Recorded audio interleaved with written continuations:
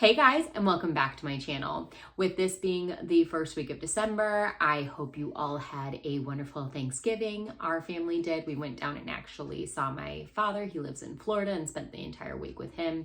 We did so many activities. If you follow me on Instagram, I shared some of it in our stories, but we got to see manatees, dolphins, alligators, like out in the wild, not at some conservationist place or a zoo. We were out on boats and getting to see all this amazingness. We were in the pool every day. We went kayaking in the ocean. It was just so much fun and such a wonderful time spent with my dad. So very thankful for that time with him. But now it is the first week of December, and with the Christmas holiday coming up, I know a lot of people will change up their plans a little bit or even just take the time off, of course. We work hard on our school all year long, so it's always nice to take some time off at Christmas. We sure do it. But I like to see what other people do around the holidays. So I thought I'd share with y'all what we are doing for the holidays, to include any new curriculum we're adding in, just unit studies and fun things like that, pulling back on some things, what our time off schedule looks like, etc. So if that is of interest to you, stick around. So I think the best way to kind of attack this is tell you some of the fun things we're adding in, and then like what that looks like with our current curriculum we're doing, what we're kind of pulling out right now and taking a break from until January after New Year's Eve, and then what that scheduled time off looks like. So the big one that we are adding in to our December homeschool is it's Harry Potter and the Sorcerer's Stone Literature Guide. Sorry for that glare, guys. It is from, oh gosh, her old name was Barefoot in the Trees, but now it's Forest, Rain, and Wanderer. She rebranded. It's really, like, her branding's really beautiful now. I'll link her Etsy shop down below. She so far has this literature guide out, as well as Chamber of Secrets, and then I think she has Prisoner of Azkaban out. She does. And right now she is currently working on the Goblet of Fire. Now, full disclosure, we have already done a lesson at the time of filming this, and it went so well and it was so much fun. So I think this is gonna be a big hit. I'll definitely be doing a review on this literature guide overall. So I'm not trying to go too much into depth with this, but I'll show you kind of some of the stuff that comes with it. So you have this, what I would call like the parent's guide. It's got the different lessons in there, like what to do for chapter 1, etc. It's got printables here for it. So I printed them out, even though I wasn't going to be, using these printables. Like, this is really cool. They give you a platform and 9 3/4 ticket. So I'll print that out for the girls on cardstock, maybe laminate it. They also each get a movie ticket that I'm going to give to them when we're all done with this. And then we're going to watch the movie, do a Venn diagram, compare and contrast the book. There's lots of recipes in here. There's so much good stuff, so much hands-on. But what I really like is that it's not just reading the book and, discussing it and maybe doing a fun activities. There are actual subjects basically included in this program. So she has an additional, oh, and by the way, this is all PDF. She has an additional PDF file that comes along with your purchase. And I think these are only $10. I think on Etsy, the whole program's only $10. So each child, you'll print off My Wizard journal, and within each, there's a chapter review. So you'll do a chapter review for each of the chapters. You're also going to learn different subjects, such as potions and alchemy. So basically, it's like STEM experiments. It's pretty cool. So there's science incorporated into this. Magi zoology, so magical creatures. So you're learning about animals, herbology, so the kids will learn about herbs. And then there's also what they call quill skill, which is copy work. So some Charlotte Mason aspects to this program, but the first day went so well. We are using the Mina Lima Harry Potter book. I have the whole series, the normal hardback series, but I thought it'd be fun to do the Mina Lima one because it's illustrated and there's fun pop-ups in here, and it just makes it more engaging because my girls are a little younger, 5 and 7. But there's other things that we'll be reading, other spines. Here's one I just had on hand, A Natural History of Magic. There's also a spell science book. It's basically the STEM activities the science labs will be doing, and along with it, she recommends getting some kind of notebook, and I got these off Amazon. The reason I got these, they're by Mr. Penn. I'll link them down below. But the reason I got this, one, it came in a 2-pack. I've got 2 kids.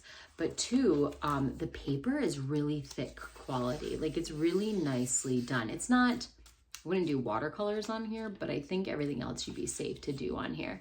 So we'll do a main lesson page for each lesson we do. So this is my 5-year-old. She drew Privet, number 4 Privet Drive, and Harry Potter being dropped off in his bundle with Hagrid. If you never watched Harry Potter, you probably have no idea what I'm talking about, or never read Harry Potter, excuse me.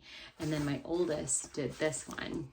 It's almost like a narration page, like you can write and draw a picture from the chapter. And so she drew Harry Potter and his, you know, lightning bolt scar on his forehead. And then she chose to do it in cursive. I didn't make her. She just likes writing in cursive. But that's going to be so much fun. Now, I'm sure you could tell after going through all that, there is a lot included in this one literature guide. So I've decided that we are not doing any more language arts until after New Year's, because this program will take us about 3.5, almost 4 weeks to complete. If we do a chapter a day, and there's 17 chapters, plus there's a J.K. Rowling author study optional lesson, which we might leave that for when they get older. Because I think if this goes well, what I've decided to do is we're going to do a book every year. So at Christmas, this will be kind of our Christmas fun thing that we do in December. So next year we'll do Chamber of Secrets, and my girls will get older too as the books progress, because the books get more adultish. So we want to make sure it makes sense for their maturity level. But book number 1 is perfect for my 5 and 7-year-old right now. So the other thing that we're going to add in, which we won't add in until the 2nd week of December, because I want it to line up with finishing this unit study with the winter solstice, is Blossom and Roots book seed for Sunbread. I actually got this idea from Ashley over at Crazy Brave Homeschool. She just did a video on what they're doing for their December schooling, and I just thought this was such a lovely idea. I used Blossom and Roots curriculum last year. It's a Charlotte Mason secular inspired curriculum, and I really liked the book seeds that we used from level 1 last year, and so I thought, oh my gosh, this is perfect. Also, this is free to download. She offers it as a freebie, so I'll link that down below for you. All you have to do is basically buy or borrow Sunbread by Elisa Clevin, or we don't have it at our library, and I'm trying to limit the amount of books I purchase, not even just from a cost perspective, but from a space perspective. So what I've decided to do is I found the YouTube Read Aloud on YouTube. Sorry, that was redundant. So I think we're just going to do that. If they really like it, I might go ahead and just purchase it on Amazon and have them, 2 days ship it to us. So all of the book seeds, if you're not familiar with them, are based on a literature piece that she's picked out for the specific study. So this one's about the winter solstice. There's lots of activities in here. I'm actually just going to pull up the contents.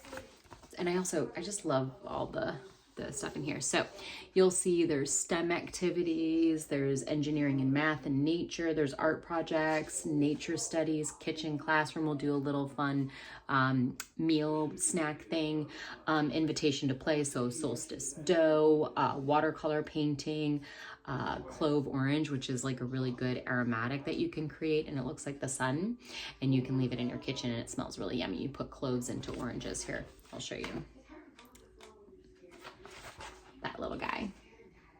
But there's just so much goodness in this as well. Just like the Harry Potter literature guide, it's not just literature. There are so many different subjects, I would consider that, being included in both of these. So again, with that being said, we are gonna pull back on some of our normal curriculum, and I've readjusted our schedule to allow for that. I think the best way to share that with you is actually flip the camera around and put you into my planner so you can take a look at that and see what I've removed, and how we've added these into our schedule. So I'm gonna flip the camera around right now and let you take a look at that. All right, y'all, hopefully the lighting is okay. I'm using a ring light because this is after dinner. Also, it's getting a lot darker earlier here, so my natural lighting situation has kind of gone downhill a little bit with winter. But if you're not familiar with how I do my planning and my planner, I do have a video. I'll link it up above if you want to go check that out at a later date. But basically what I do is I have a block for math for both of my girls. I just put Math Mammoth 1, Math Mammoth 2, and what lesson they do.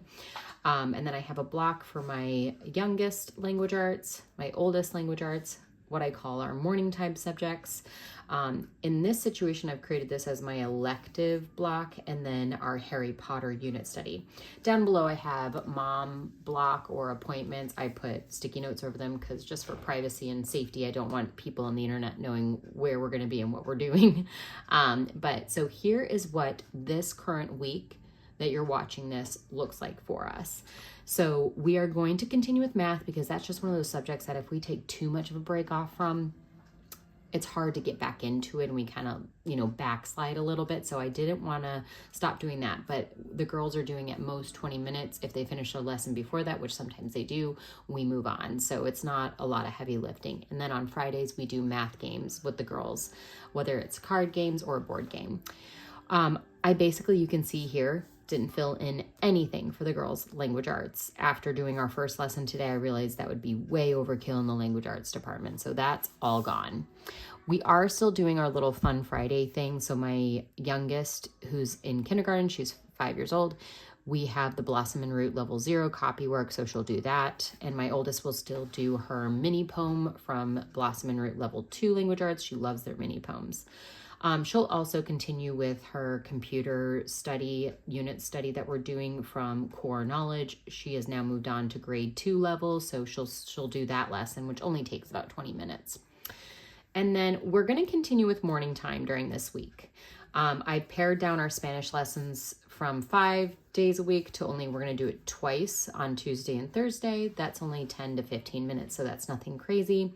In pink is my oldest daughter, and this is her literature reads from Ambleside Online Level 1. So we're reading As You Like It from Shakespeare. And then we have Parables of Nature. We have a reading for that as well. And then what's in black is what we do with both girls. So we're going to be doing a carol every day. Every 4 days a week. Wednesday, we have our Monet study, so our picture study. And then for electives, we're still doing Our Island Story for my oldest, so we're reading through that, as well as 50 Famous Stories. She's got 2 readings for that and her timeline. And then we did hand sewing today as our afternoon occupation. We'll have nature journal tomorrow, and then we're doing 2 lessons from Blossom and Root's Level 0 Space Science Study because we missed the lesson the week before Thanksgiving. We ran out of time getting prepped to go down to Florida, so I doubled up on these lessons. They don't take but more than 30 minutes, so this isn't that much. And then here you'll see I've written out everything for each day for the Harry Potter unit study. So it's really not a ton when we pull back on the language arts. And we pulled back on our Spanish, so that helps give room for the Harry Potter unit study. Okay, so now looking at the second week of December, same situation. We're doing math. We've cut the language arts except for the fun stuff, computer for my oldest, and we are continuing with the Ambleside Online Year 1 readings for my oldest, as well as some of their cultures and their riches. So Aesop's Fable, we're going to do carols. Vivaldi is the composer study that we're doing that Friday. And then we have a slot for Harry Potter. And then we've added in that book seed, that unit that I want to do for the winter solstice. And I scheduled it just as they recommended in the program. Let me show that to you. So here, if you look at the first page, It gives a recommended schedule. It recommends doing this over 2 weeks. You could definitely do it over one. You could definitely space it out even further. But it gives you the recommendations of what to do for each day during week 1 and what to do for each day during week 2. I think there's only one thing I decided to not include in our schedule, but everything else we're doing as it's scheduled. Now, once we get into that, I might change it up if it doesn't work for us in practicality. On paper, it looks nice, but sometimes when you get into things and you realize this isn't going to work in real life, so we will adjust as necessary, but as I planned it in my planner, it's as it's written here. And then again, if y'all want me to, after we've completed this, leave it down in the comments. I will do a review on this if you guys are interested to see how this went. So before I decided to add in the winter solstice and Harry Potter, I decided to take 3 weeks off at Christmas starting this week. However, what I've decided to do instead, you'll see up here I didn't write week 18, I wrote break. So we're going to take a break this week, the following week, which is the week of Christmas, and then the week after that, which is the week of like New Year's Eve, essentially. So instead, we're going to take Christmas week and the week after off fully. No school, no nothing. This week, instead of taking it fully off, I wanted to finish out our Harry Potter unit study and then our book seed, which is a 2-week book seed unit study. And then winter solstice is, I think it's Saturday. Yeah, it's either Saturday or Sunday, but I'm pretty sure it's Saturday. So we'll finish that up just in time to celebrate the actual winter solstice. We're not doing anything else though. You'll see those are the only 2 things, and this won't take that long, and it's fun. The girls had such a blast today doing our first lesson for Harry Potter, and they loved when we did our book seeds the previous year. So it's not going to feel like school to them. And also, if I'm being honest, if I took 3 full weeks off with nothing planned for them, they would be so bored. So you'll see we're not doing math. We're not doing any other language arts. We're not doing geography. We're not doing history.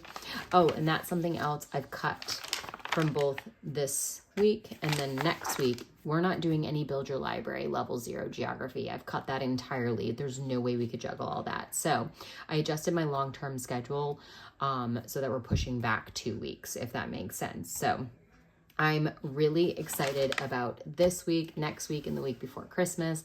I think the way I've planned it out works perfectly. It gives us just enough break, but also a lot of fun and a little bit of learning. So I'm very, very excited about it. All right, y'all, I hope you enjoyed this video. I hope it gave you some ideas or inspiration for what you can do in your homeschool for December. I feel like December is just such a great time to take a break. It's almost like you want to start hibernating, like it's a natural cyclical thing, but it's a nice time to take a long, nice break, focus on the holidays, your family and friends, but it doesn't mean that you don't have, don't stop learning, right? You can add in and incorporate some fun bits and pieces into your homeschool that maybe are just a little different from your everyday homeschool.